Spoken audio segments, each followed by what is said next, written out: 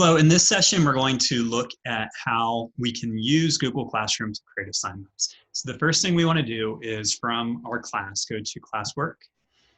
And within here, we have some topics. Right now, this class only has one topic, but we can use create to make more. Once we've had all the topics we need, we're going to click where it says create, and you'll notice a few different types of things we can post. The very first one is where we're going to focus our time right now, and that is on the assignment. When we go in here, the first step that I take is to give it a title, and this can be generic. I might change it later, but I want to at least get a placeholder in there. So this one is going to be Choice Board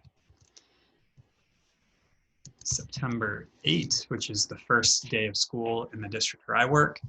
I like to skip over the instructions part for now, and we'll get back to it in just a little bit. And then I come down to where it says add. In add, here are the 4 types of things that we can post into our assignment. The very first one is the one that I use the most, and that's Google Classroom. So in here, we can find any type of Google Drive file.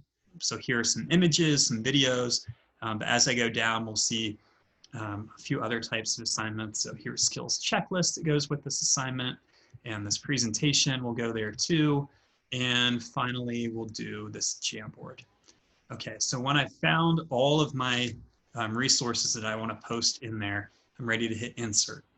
You'll notice that we can also search. By default, it comes to recent, which makes it really easy for me to find the things that I've been working on, but you can use any of these tabs to find what you're looking for. So at this point, again, I'm hitting insert, and they drop those files in down below. Now you'll notice that with each one, I get a little thumbnail, then I get the title, the type, and then to the right, I have this drop-down menu. With my drop-down menu, I can choose, are my students viewing it? Are they editing? Or am I giving every student their own copy? Now, I use each of these on a pretty regular basis. For this particular assignment though, this first one, I want a copy for each student. That way they get it, they don't see each other's, and they can begin their work, and I can give feedback. This next one is, this is a presentation I'm giving them. This next resource I'm going to set as students can view file so that everybody can see the slides that go with our session. Then finally in here, I'm going to, students can edit the file so that everybody's in the same Jamboard and being able to collaborate at the same time. Again, I think it's important to note that each of these can have a separate setting, even though you posted them at the same time. We can really be intentional how we want our students to engage with the material. As we go back to add, you'll notice we have 3 other types, and the first one is a link. So if there is a resource on Newsela that you want to share with your students, you can put in, copy and paste that article in, and be able to add your link. We can also go to File, and this will be something that is on your desktop.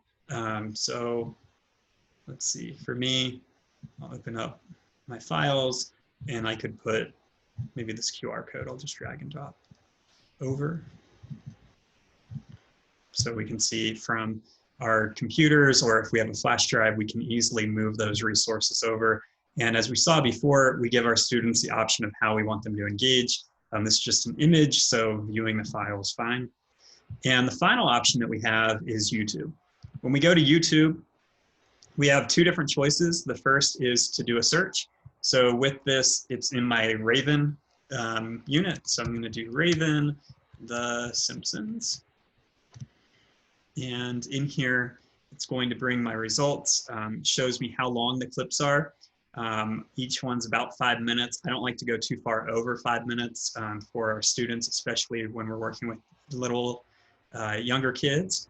But in here, I've selected add, and it lets me preview it. So I have to add it before I can preview. A little strange there, but when I click on the title now, I can see my video. The Raven. And be able to, watch the whole thing, make sure it is appropriate and exactly what I want to use with my kiddos. So now that I have each of the resources that I want, now there is one other way that we can add YouTube.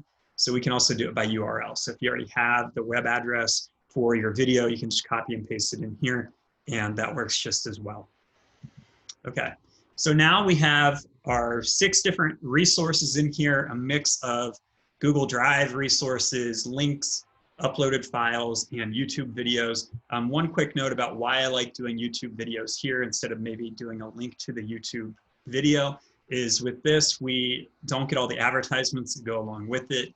Our students aren't seeing all the recommended videos that might pop up. So it is a much more curated experience and more restricted, which can be helpful for our kiddos.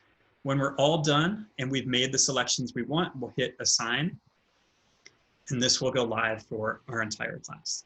Thank you, and please continue watching the other videos in this playlist to learn more about Google Classroom.